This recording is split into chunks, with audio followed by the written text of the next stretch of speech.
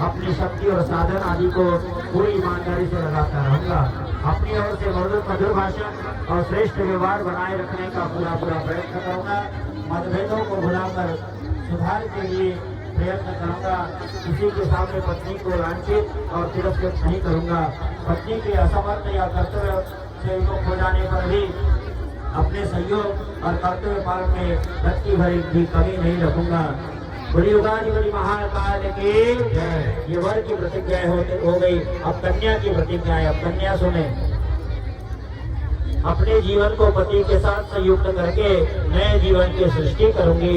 इस प्रकार घर में हमेशा सच्चे अर्थों में अर्धांगिनी बनकर रहूंगी। पति के परिवार के परिजनों को एक ही शरीर के अंग मानकर सभी के साथ शिष्टता बरतूंगी। उदारता पूर्वक सेवा करूंगी। मधुर व्यवहार करूंगी।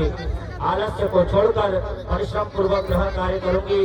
इस प्रकार पति की प्रगति और जीवन विकास में समुचित योगदान करूंगी। पतिव्रत धर्म का पालन करूंगी। पति के प्रति श्रद्धा भाव बनाए रखकर सदैव उनके अनुकूल रहूंगी। कपट सुधार न करूंगी। निर्देशों के अविलंब पालन का अभ्यास करूंगी। सेवा स्वच्छता तथा प्रिय भाषण का अभ्यास बनाए रखूंगी। ईर्ष्या आदि दोषों से बचूंगी। सदा प्रसन्नता देने वाली बनकर रहूंगी। मित्र बनकर फिजूल खर्ची से बचूंगी। पति के असमर्थ हो जाने पर भी राष्ट्र के अनुशासन का पालन करूंगी। नारी के लिए पति देव स्वरूप होता है। यह मानकर मतभेद भुलाकर सेवा करते हुए जीवन भर सक्रिय रहूंगी। कभी भी पति का अपमान नहीं करूंगी।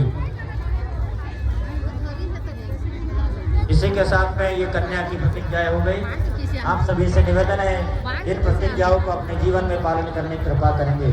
इसके पश्चात सभी लोग ध्यान दें।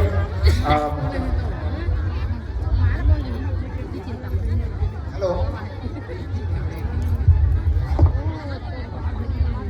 हेलो आज वर्चुअल रूप